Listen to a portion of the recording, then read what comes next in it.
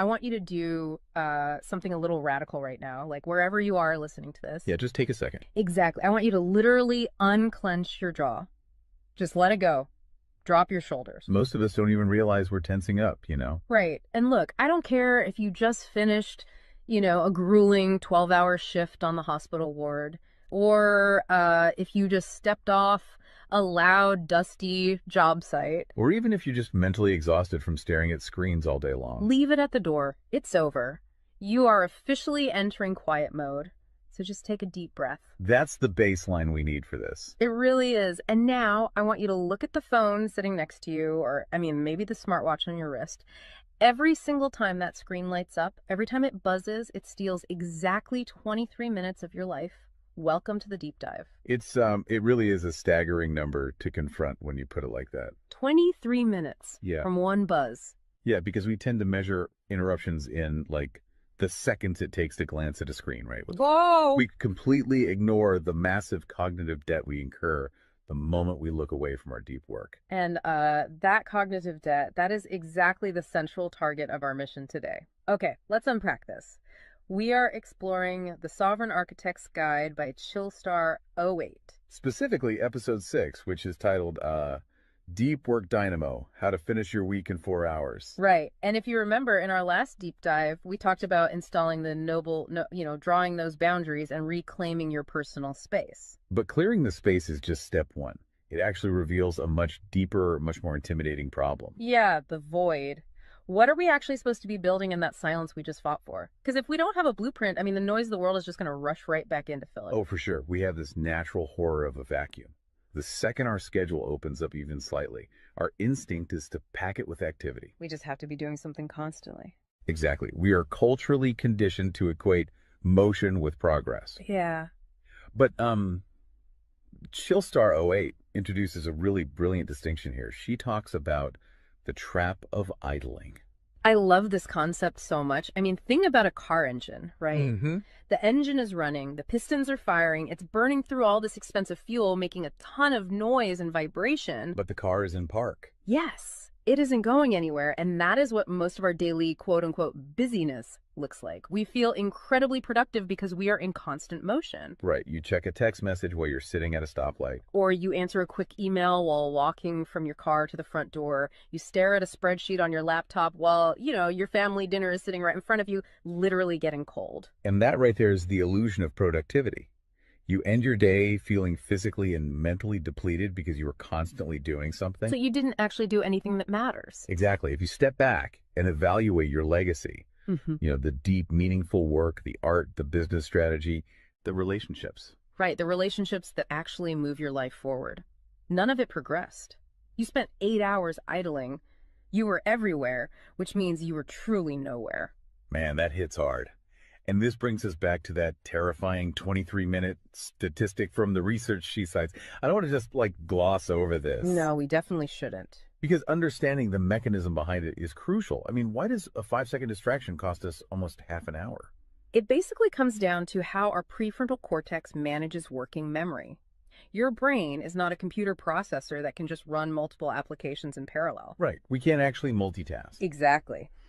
When you are doing deep work, say writing a complex proposal, your brain loads this massive fragile web of context into your working memory. Like holding all the pieces of a puzzle in your hands at once. Yes. You are holding multiple variables, ideas, tones all at once. So when your phone buzzes and you glance at a text from your partner asking about groceries, your brain is forced to execute a context switch. So it has to dump all the proposal data just to load the grocery data. It literally flushes the working memory buffer, yeah. It has to process the new rules and the emotions associated with that text message. Wow. And then when you turn back to the proposal, you cannot just pick up where you left off. Your brain has to laboriously rebuild that entire web of context from scratch. Oh, I hate that feeling. Were you just staring at the screen like, what was I even saying? Right. It has to retrieve the thread of your argument. Remember the tone you were using, recall the variables. That rebuilding process takes an average of 23 minutes of cognitive effort, And it burns a ton of energy doing that, right? massive amounts of glucose. That explains so much. I mean, that is why people hit 5 p.m. and feel physically exhausted, almost sick to their stomachs. Even if they've just been sitting in a really nice ergonomic chair all day. Exactly. They haven't been doing deep work. They've been doing cognitive gymnastics, just constantly flushing and reloading their working memory. They are burning fuel just to stay in park. So, okay, let me bring in what I like to call the transformer concept here. Because our focus is like an electrical grid. If you have, 50 browser tabs open, you are leaking energy as raw, unusable heat rather than concentrated light. That's a great way to look at it. So if we are all acting like our focus is this cheap renewable resource, how do we stop being what Chillstar '08 calls a subject to the pings of the world? I mean, how do we actually become the architect of our attention? Well, what's fascinating here is how she frames the philosophical shift we need. She says utility does not equal value.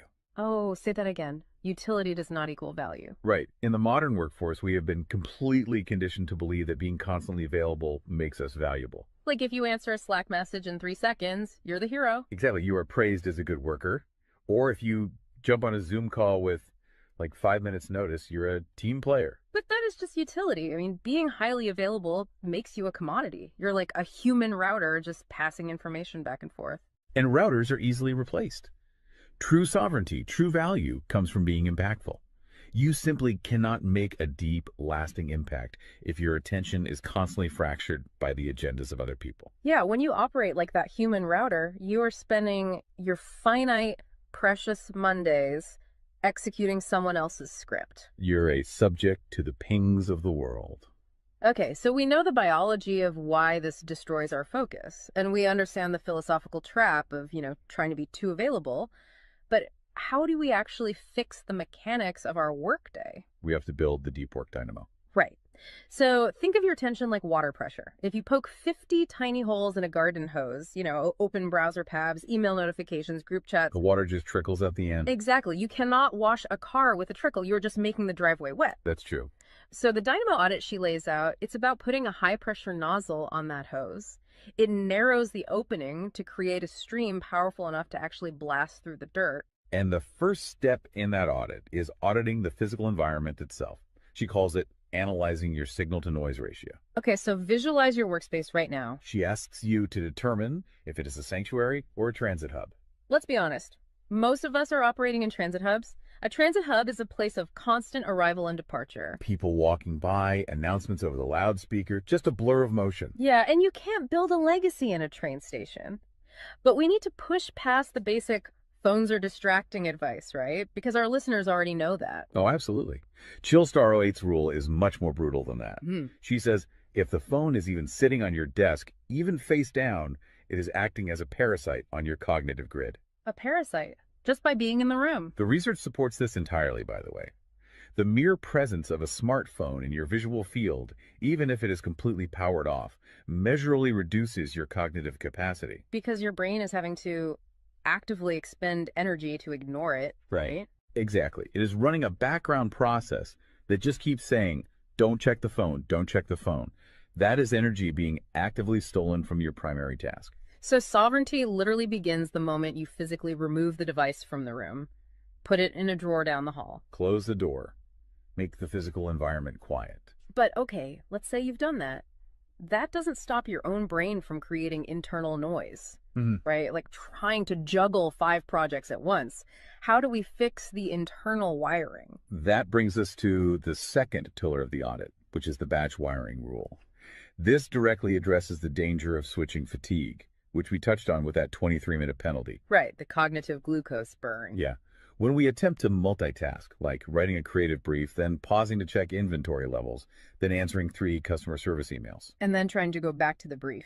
Right. We are grinding our mental gears to dust. We are switching between entirely different cognitive states. Because creative writing uses a completely different part of the brain than calculating inventory, obviously. They require entirely different operating frequencies.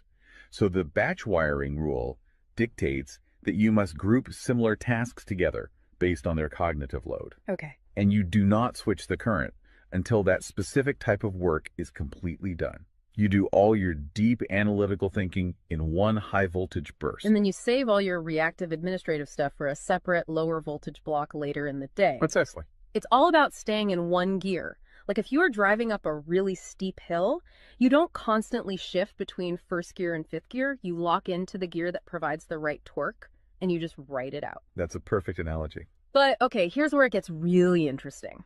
This leads to the third pillar of the audit, and this is where I actually need to seriously push back on the source material a bit. She calls this the zero access window. Ah, yes. This is usually where the resistance starts for people. Because it sounds impossible for a normal person. She says you cannot just plan to be focused, right? You have to legally schedule it. You have to lock in one sovereign hour. Yeah, 1 hour where you are legally dead to the outside world. No boss, no family, no, hey, do you have a second for a quick question? Just you and the blueprint. It's extreme, yes. But let's do a reality check here. I mean, I see how that works for a solo digital entrepreneur or a freelance writer, but what about someone whose literal job description is to be available? Right, like an IT support specialist. Or a floor manager, or a nurse on a ward, or even, a parent at home with a toddler. How do they justify just vanishing? It feels like this advice only applies to a very specific, privileged type of worker. That is the most common and, frankly, the most valid hurdle to this entire system. But we really have to look at how the principle scales, and we have to look at the internal psychology of the worker. Okay, walk me through that. First, let's address the context of Chillstar '08's own life. She is not some solitary monk living on a mountain. She is a wife, a mother, and a grandmother. Oh, wow. Okay. Yeah, and she runs a luxury travel agency and a digital marketing business. Her entire professional and personal life is built around communication and client management. She probably receives hundreds of legitimate demands on her attention every single day. So she is really in the thick of it. She isn't just speaking from some ivory tower. Far from it. She implements the zero access window because of those demands, not in spite of them. Now, for the IT manager or the nurse, obviously, you cannot vanish while on active duty if your role is acute response. Right. You can't ignore a burning server or a patient monitor. Exactly. But the principle applies to the deep work surrounding the active duty, the scheduling, the charting, the strategic planning. Even in highly reactive jobs, there is legacy work that gets pushed to the margins. That makes sense. And the challenge isn't just logistical, it is deeply psychological. It's the internal guilt, isn't it? Yes, exactly. People feel like bad employees or bad parents or bad partners when they set a hard boundary. Yeah. We tie our entire self-worth to our responsiveness. We think, if I am not instantly available, I am failing them. Man, that is so true. We feel guilty for taking an hour to ourselves. But setting a zero access window is not about neglecting your family or your team. It is about condensing your high level work into massive, high impact bursts of energy so that you can actually be present later. Wow. Okay. Consider the alternative.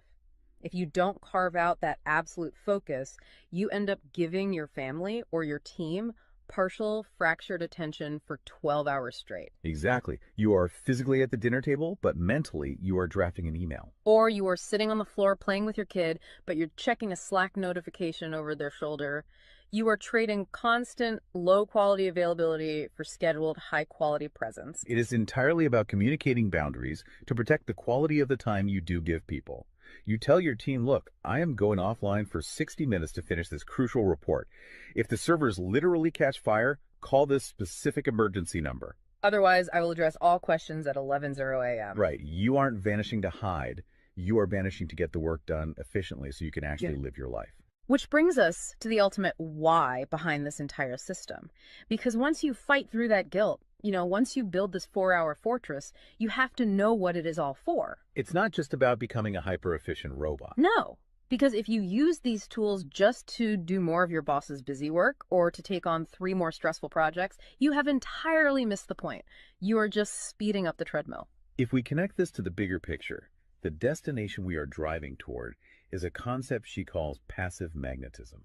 Okay, break down passive magnetism for us, because it sounds a bit abstract. Think of it as the gravity your work generates when it is undeniably good. Most people operate with active desperation. They are loudly networking, constantly posting, aggressively chasing clients or promotions. Just relying on sheer volume to get noticed. Right. Passive magnetism is the exact opposite. It is the ability to attract results, clients, wealth, legacy, or respect through the undeniable quality of your deep work. Because you actually took the time to build something substantial rather than just talking about building it. Yes, when you engage the deep work dynamo, you produce work so concentrated and so valuable that it acts as a magnet. You don't have to chase the market comes to you. And the ultimate prize of achieving that passive magnetism isn't just more work. The prize is time. Time is the ultimate currency. The dream of the sovereign architect is to finish an entire week's worth of business output in just 4 hours.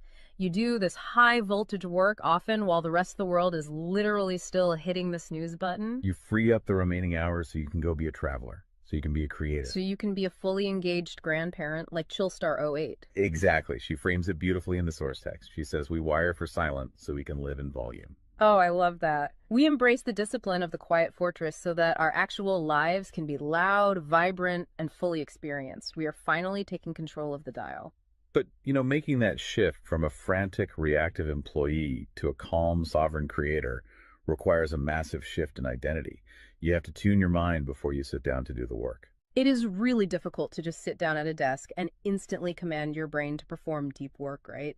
Especially if you've spent the last hour navigating traffic and listening to the news. You need a transition ritual to cross that threshold. And Chillstar 08 provides something for this transition called the Chillstar's Creed. It is designed to be a grounding frequency. It really centers you. Yeah, so I want you, the listener, to use this. I want you to imagine a slow, steady heartbeat in the background. Just a deep, resonant 528 hertz frequency. Just let the frequency of these words settle into your mind before you initiate your deep work. Ready? Take it in. I am grounded in peace. I am reaching for my stars. My light is my own. I am a star and I will shine bright. I will reach for the sky. I release what was. I embrace what is becoming. Using a creed like that is just such a powerful behavioral trigger. It really shifts your state. When you speak those words, even just internally, you are consciously reminding yourself that your light, your focus, your energy is your own. It does not belong to your inbox. This does not belong to the algorithm. Right. You are releasing the frantic energy of the morning and embracing the sovereign focus of the architect. So we always want to translate this high-level theory into ground-level reality for you. We don't want you to just listen to this and go right back to idling. Definitely not. Here's your 1% install. This is your micro-win to take action on this deep dive immediately. Tomorrow morning, before the world starts demanding your attention, before you check a single news site or open your email, I want you to set a timer for exactly 60 minutes. Put your phone in another room entirely. Yes, physical distance. Do not open any extra browser tabs. Pick one legacy task, just one, and flip the switch on your very first sovereign hour. And be prepared for it to feel incredibly uncomfortable at first. Your brain will crave the dopamine hit of a notification. Oh, you will feel an almost physical itch to check your messages. But if you can sit in that silence, if you can endure that initial friction, you will watch the dynamo start to spin. You will enter that flow state, and the old blueprints of hustling and grinding will be completely burned away. And look, if you want the actual templates to automate this piece, the specific tools and step-by-step guides to build the system out completely and protect your location-independent freedom, you can join the Sovereign Fortress on the Chillstar 08 school community. All the blueprints are there waiting for you. They really are. As we wrap up this deep dive, I want to leave you with one final thought to explore on your own. We have spent this entire session talking about the mechanics of work. We've talked about condensing your week's output into just 4 hours of pure, undistracted focus. But if you actually achieve that, you're going to be faced with a beautiful, kind of terrifying question. What's that? Who are you going to become in the remaining 164 hours of your week? What if your true legacy has absolutely nothing to do with what you produce while you are busy, but entirely to do with who you are when you are finally completely silent? Wow. Unclench that jaw. Drop those shoulders. Step into the quiet. Go be great and flip the switch. We'll see you on the next deep dive.